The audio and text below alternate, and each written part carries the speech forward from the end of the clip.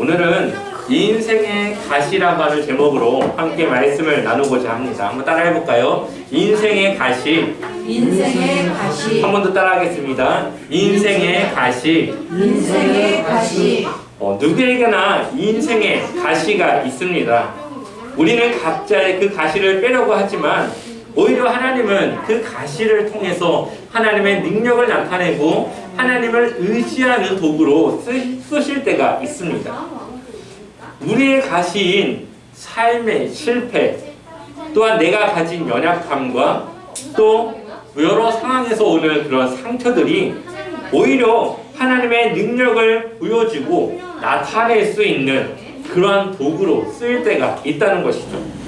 사도 바울은 자신이 가진 육체의 가시를 두고 3번이나 기도를 드렸습니다. 우리 한번 고린도후서 12장 7절 말씀을 읽어볼까요? 함께 읽겠습니다.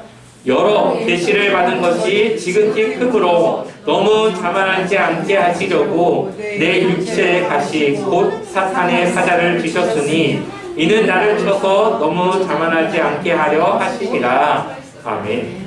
사도 바울에게도 육체의 가시가 있었습니다.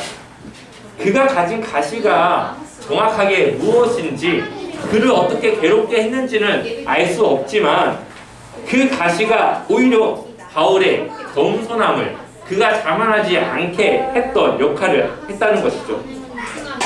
바울은 교만해질 수 있는 아주 좋은 조건을 가진 사람입니다.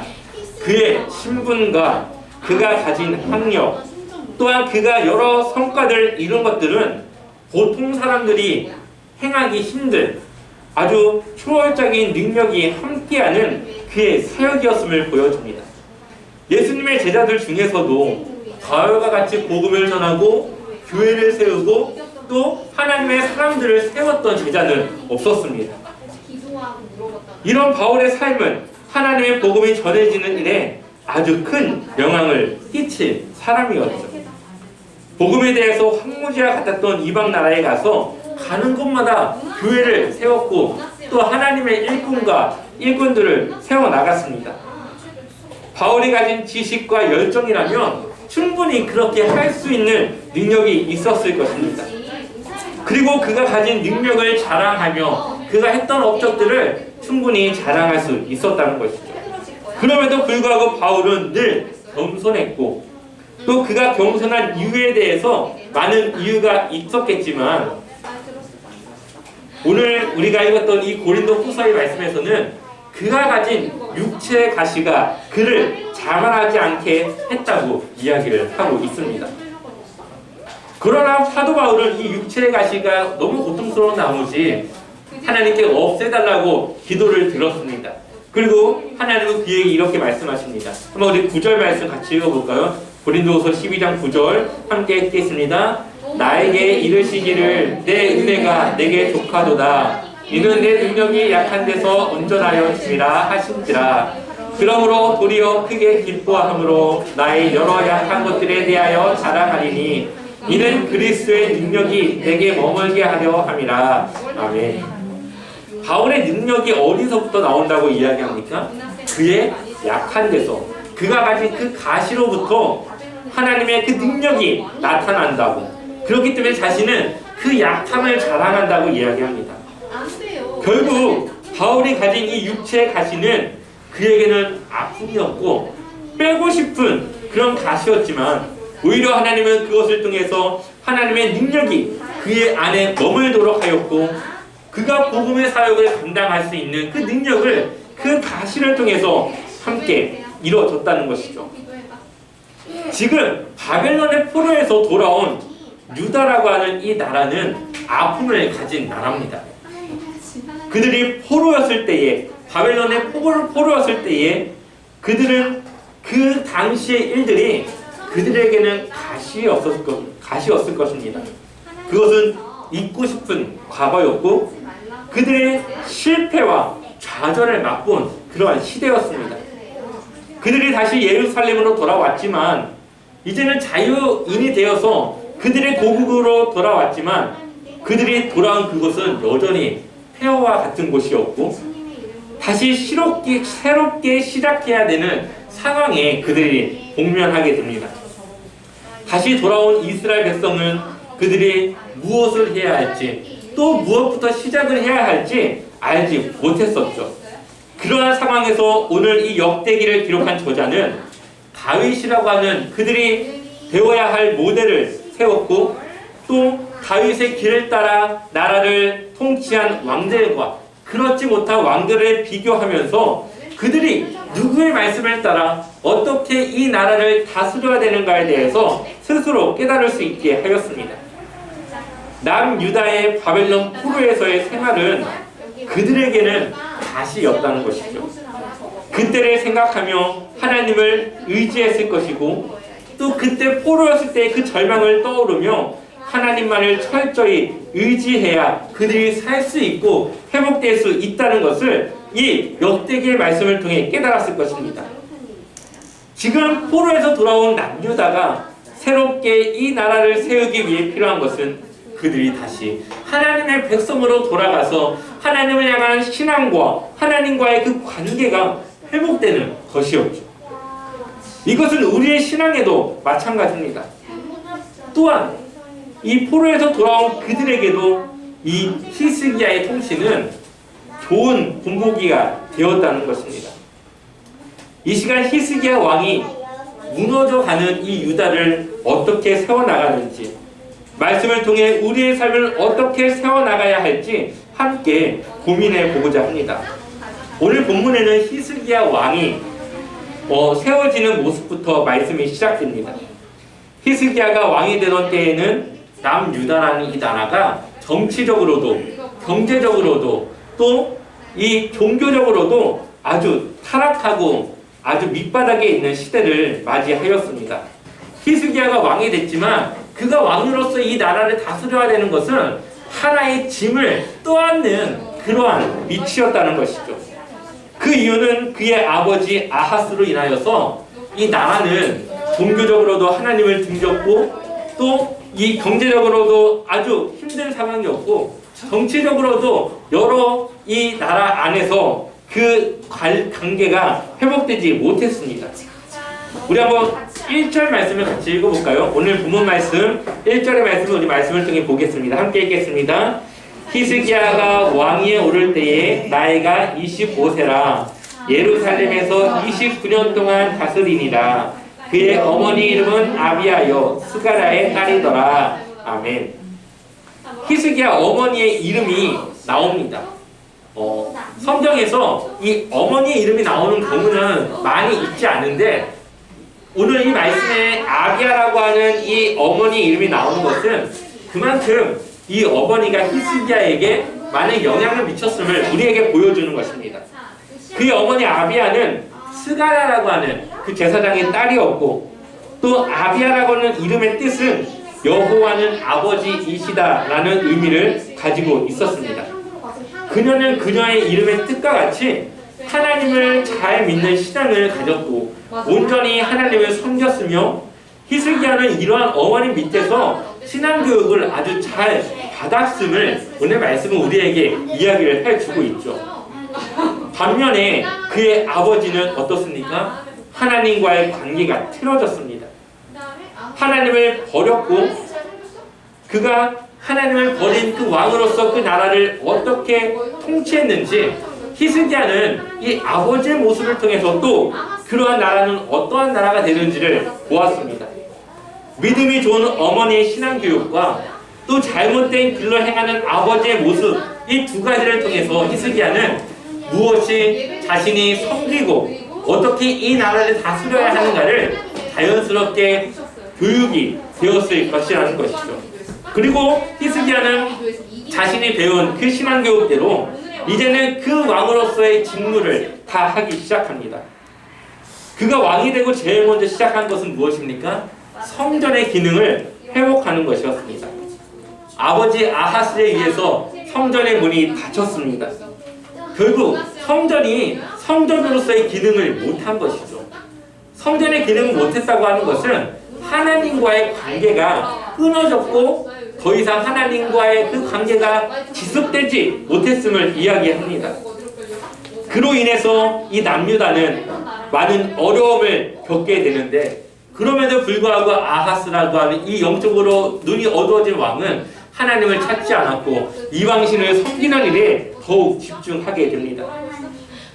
오늘 본문 3절에서 4절을 보게 되면은 그러한 상황 속에서 히스기야는 그 아버지와는 다르게 성전의 문을 다시 열었고 무너진 성전을 다시 수리하였으며 또 성전을 깨끗하게 하는 일을 하게 됩니다. 역대기서를 보게 되면은 성전은 아주 중요한 역할을 합니다. 성전이 어떠한 상태이냐에 따라서 이 유다 백성들의 또 왕들의 신앙 상태를 보여주고 있기 때문이죠. 성전이 회복됐다고 하는 것은 하나님과의 관계가 회복되고 있다는 것을 보여주고 있는 것입니다. 그동안 하나님과 단절되었던 관계를 히스기야는 성전을 회복함으로써 하나님과의 관계를 회복할 수 있게 된 것이죠. 히스기야를 통해서 이 남유다의 종교 개혁이 시작되었고 그는 성전의 기능을 회복했던 것뿐만 아니라 예배를 회복시킵니다. 이러한 부분들을 아주 이 역대기에서는 중요하게 다루고 있습니다. 그렇기 때문에 이 종교개혁에 대한 부분을 열왕기서에서는 단 한 절에 그것을 담고 있지만 그 한 절의 내용을 역대기서에서는 무려 성경 3장에 걸쳐서 자세하게 그것을 설명하고 있는 것을 보게 됩니다.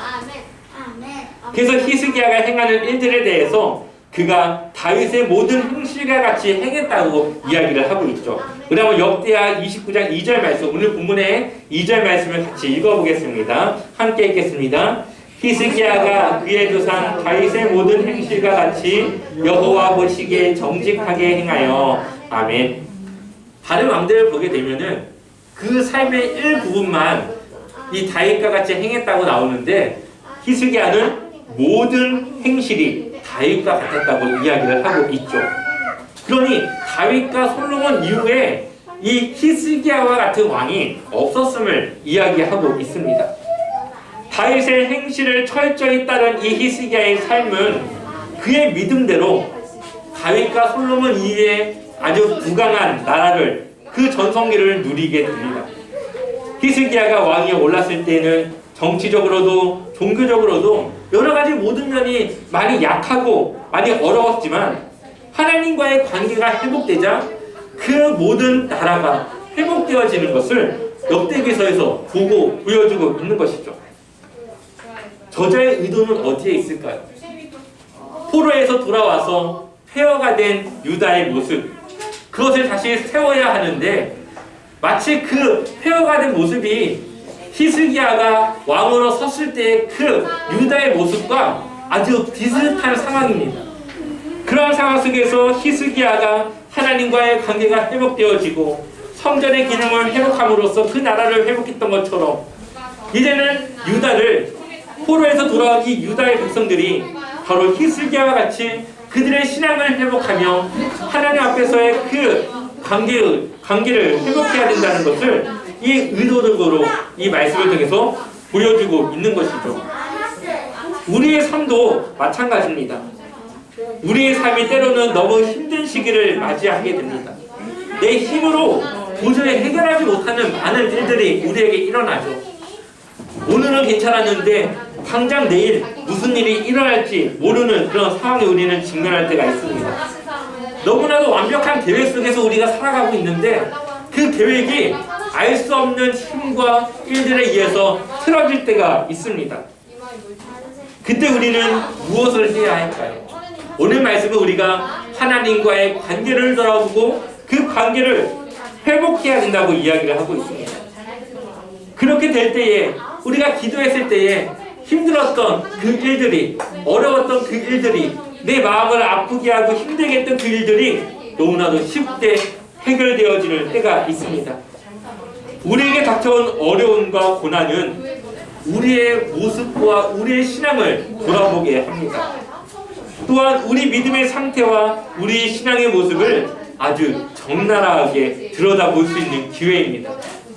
그때 우리는 우리의 교만한 삶을 버리고 겸손히 하나님을 찾고 하나님의 도우심을 기다려야 하는 것이죠. 하나님의 관심은 우리의 삶에 성공 여부에 있지 않습니다. 하나님은 우리가 얼마나 많은 돈을 벌었는가, 세상적으로 얼마나 지위가 높아졌는가, 얼마나 사람들에게 인정받고 살아가고 있는가, 이 교회가 얼마나 많은 교인들을 데리고 있는가, 별로 그런 거에 하나님은 관심을 두지 않습니다. 예수와 함께한 저녁 식사라고 하는 책을 보게 되면은 하나님이 사람을 보는 관점을 이야기하게 되는데요. 이 책의 내용은 어느 정도 성공을 거둔 한 남자가 어느 날 알 수 없는 초대장을 하나 받습니다. 저녁 식사에 초대를 받은 이 남자는 그 초대받은 자리에 가게 되어지죠. 그리고 그곳에서 자신이 기다리고 있는 예수를 만나게 되고 예수님과 함께 저녁을 하게 됩니다. 평소에 예수님에 대해서 별로 믿지 않았던 이 남자는 자신이 가지고 있는 의심과 또 이해할 수 없는 그런 말씀들에 대해서 끊임없이 질문을 하기 시작합니다.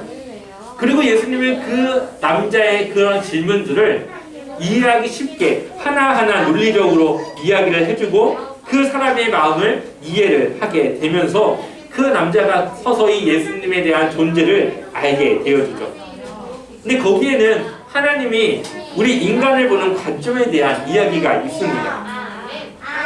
우리가 비행기를 타고 창밖을 통해 세상을 보면은 너무나도 세상이 작아 보입니다.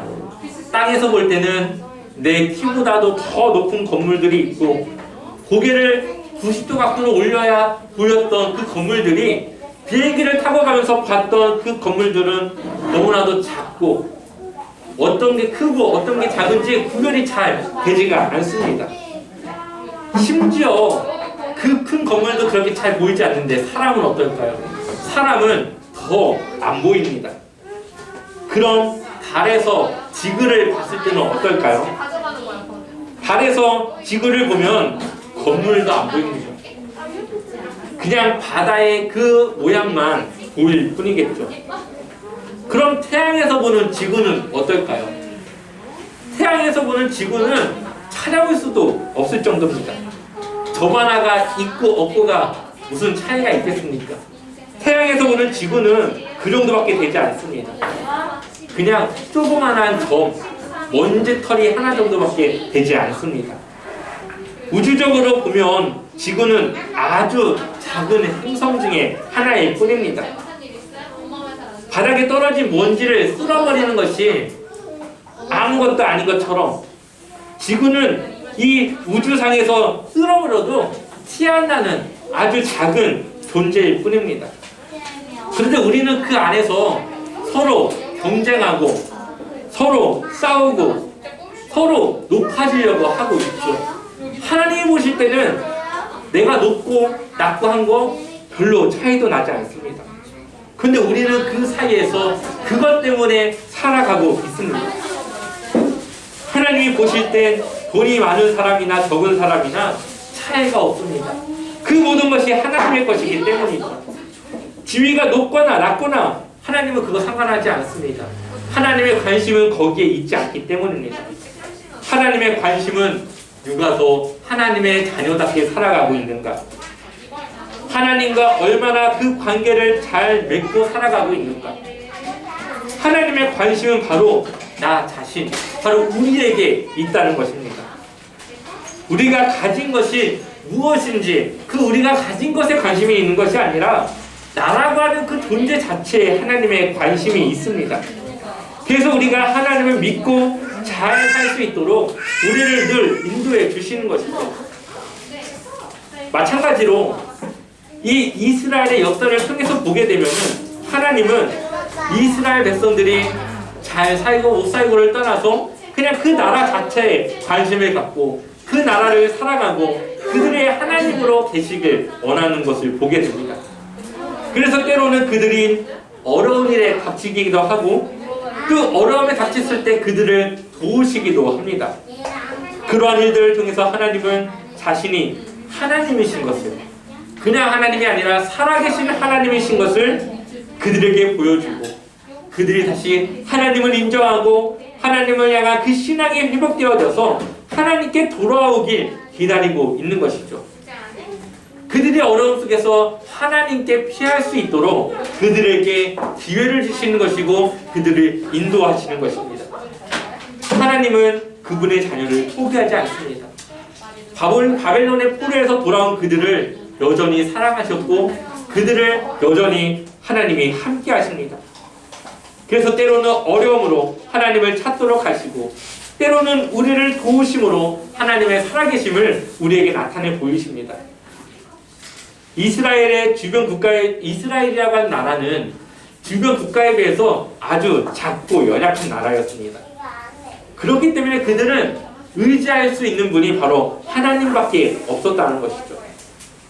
또한 그러한 하나님이 그들과 함께 했기 때문에 그 어떤 나라보다도 강한 나라이기도 했습니다. 주변에 여러 강한 나라들이 있었고 그 나라들과 전쟁을 하였지만 하나님이 함께하는 그 전쟁에서 그들은 단 한 번도 진 적이 없습니다.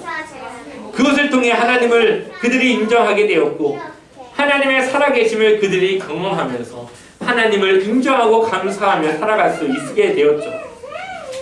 우리가 살아가는 이 인생의 고난이라고 하는 것은 어려움이라고 하는 것은 나에게는 힘든 시간이기도 하지만 또 하나님을 경험할 수 있는 아주 좋은 기회이기도 합니다.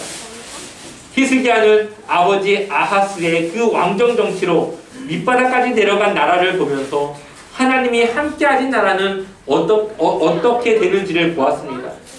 그리고 히스기야는 그것을 반면교사로 삼고 하나님을 의지할 수 있고 어느 때보다도 부강한 나라로서 거룩한 하나님의 나라로 그 나라를 세워나갔던 것을 보게 됩니다. 누구에게나 인생의 가시가 있습니다. 그 가시는 우리를 아프게 하기도 하지만 또 때로는 그 가시가 우리의 삶을 조심스럽고 또 누군가를 의지할 수 있게 만들기도 합니다. 그 가시가 누구에게는 상처로 또 두려움으로 잘못된 인성으로 삐뚤어진 삶으로 나타나기도 하지만 우리 인생에 너무나도 힘들고 어려움을 주는 그러한 가시이지만 그렇기 때문에 그것을 통해서 하나님을 만날 수 있고 하나님을 의지할 수 있고 하나님께 기도할 수 있는 기도의 제목이 되기도 하는 것입니다. 우리의 완벽한 계획에도 불구하고 우리가 실패를 경험하게 됩니다. 그것을 통해 우리는 우리의 힘으로 할 수 없는 일이 있다는 것을 인정할 수밖에 없게 되어지죠. 그리고 그 내가 할 수 없는 일을 할 수 있는 그 하나님을 의지할 수 있게 되고 하나님을 찾게 됩니다. 바로 그것이 하나님이 우리에게 원하시는 일입니다. 내 삶이 힘들지만 그 힘든 삶 속에서 하나님과 가까워지고 하나님을 경험하는 것입니다. 인생의 가시는 하나님을 만남으로 인하여서 우리의 약함을 강하게 하고 그 약함을 자랑하게 하는 것입니다. 잠언 16장 9절을 보면 이렇게 기록이 되어져 있습니다. 사람이 마음으로 자기의 길을 계획할지라도 그의 걸음을 인도하시는 이는 여호와시니라. 아멘. 누구나 계획이 있고 누구나 자신이 원하는 삶이 있습니다. 그러나 그의 걸음을 인도하고 그것을 이루시는 분은 바로 여호와이시라는 것이죠. 우리를 인도하시는 하나님을 인정하고 의지하고 살아야 합니다. 이 세상에 있는 것들은 우리의 우리 생활에 필요한 것들이지 우리가 의지해야 될 대상은 아닙니다. 돈, 사람, 권력, 지위, 직업, 다양한 것들이 우리에게 필요하지만 그것이 우리의 의지의 대상은 아니라는 것이죠. 만약 그것을 의지하고 살아간다면 그것은 하나님이 아닌 다른 우상을 섬기는 것과 같은 일입니다. 우리는 오직 하나님만을 의지하고 하나님과 함께 동행하며 하나님을 위해 살아가는 삶을 살아가야 합니다. 그럴 때 하나님은 우리를 가장 좋은 길로 그분이 계획하신 그 길로 우리를 인도하여 주실 것입니다. 우리 인생의 가시는 우리를 올바른 길로 인도하시고자 하는 하나님의 은혜이고 하나님의 인도하심입니다. 우리가 연약할 때 하나님이 우리를 강하게 하십니다. 우리의 신앙과 예배와 삶이 먼저 회복되어야지만 우리의 삶이 하나님 앞에 건강하게 회복될 수 있다는 것이죠. 하나님은 우리의 약한 모습 가운데 하나님을 의지하게 기다리십니다. 늘 하나님께 기도하시고 하나님의 말씀으로 순종하시고 하나님의 은혜를 경험하시는 멋진 제자와 상표의 성도님들 되시기를, 또 주님의 멋진 제자 되시기를 주님의 이름으로 간절히 축원합니다.